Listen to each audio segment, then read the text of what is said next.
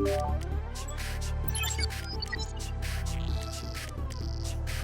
day, everyone. So, we will proceed now with our discussion. And for today, we are to discuss about the body as limitations and transcendence. But before we proceed on this, let me ask you this thing. Imagine that you don't have your thumb. Now, I want you to think of the activities that you cannot do because your thumb is absent, and things that you can still do even if your thumb is absent. Now let me see. Things that we cannot do. Imagining that we don't have our thumb. See? We cannot write. We cannot hold things in cleaning, like sweeping the floor. Let's say holding a broom. We cannot hold a glass of water to drink. These are just some things or activities that we cannot do. Now let's see the things that we can still do, even without thumb. Oh, we can still turn on and turn off lights. Maybe with this, we can still type in keyboards on a computer. We can still sound the doorbell using this finger. Now, what are these things having to do with our discussion? Did you know that the human are the only animals on earth with fully opposable thumbs? And when we say opposable, we refers the ability of the thumb to lie across the palm perpendicular to our four fingers. Okay? So how is that? With the activity that we presented, identified, we understand that humans have limitations. We love to watch superheroes. You see, these movies are actually the projections of the frustrations of man regarding our limitations. Iron Man, Superman, Batman, Spider-Man, Wonder Woman, and so many superheroes. See, we love to watch this because these superheroes can do the things that we cannot simply do in our everyday life. Okay? And as I've said, these superheroes are actually presented in movies as the projections that humans have limitations. They are the product of our frustrations. So what is this limitation is actually?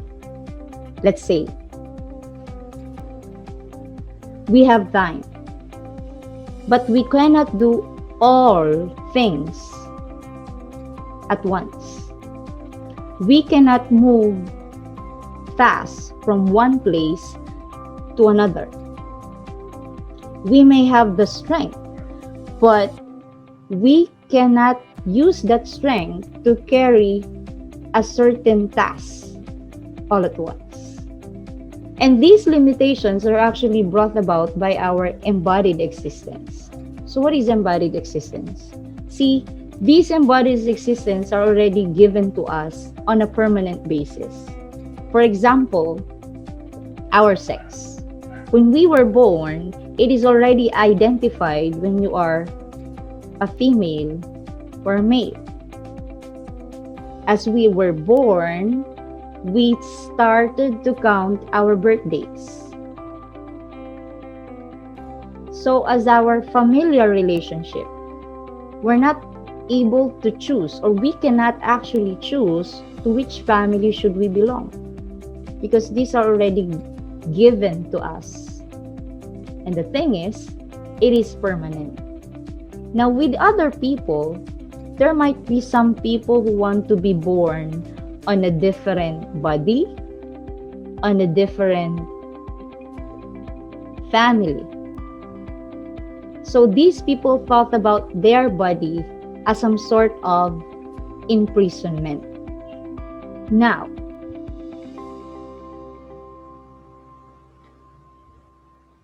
as much as the things that we think we cannot change to our lives because of our bodies, we hardly see that our body also opens possibilities. The body as transcendence. So in everyday language, transcendence means going beyond. And self-transcendence means going beyond a prior form of state of oneself. So, in other words, let's go back with our activities I asked before we start this discussion. The opposable thumbs. So, imagine, without these opposable thumbs, we would not have learned so many things in this world, like writing, creating tools, or playing with many objects.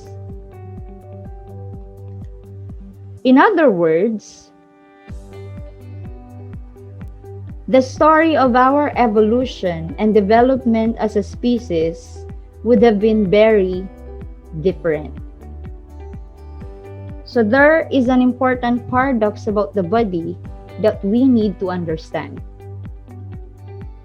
While our body limits us, and that very limitation actually creates opportunities for us via transcendence. Let's take a look at the paradox of possibility and limitation. It is through our limitations that the possibilities become real.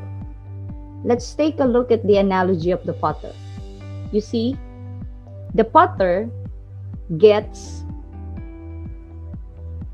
a soil, puts some water on it, and so it forms to be a clay.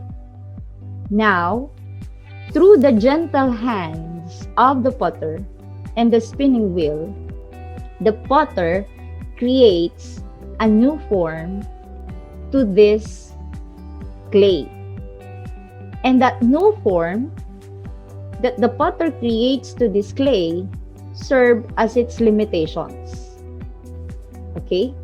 So the potter creates a new form from this clay, whether the purpose for it is to be like a flower vase, a pot, or a cup.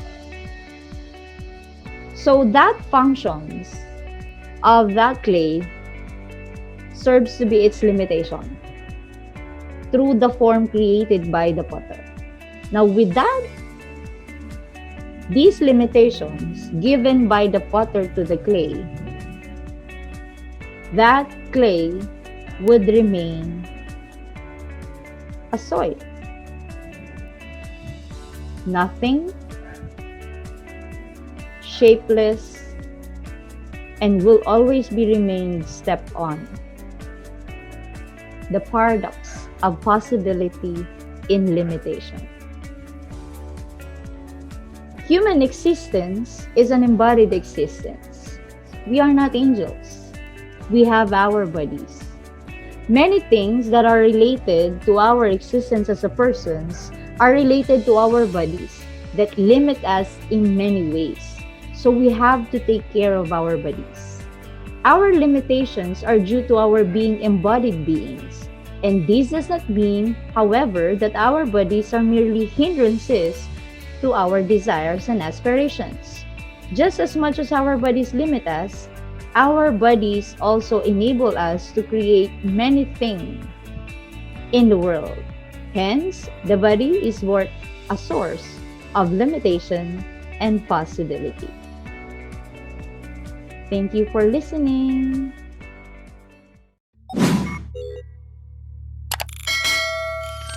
For more ICCT College's video updates, please subscribe and click the notification button.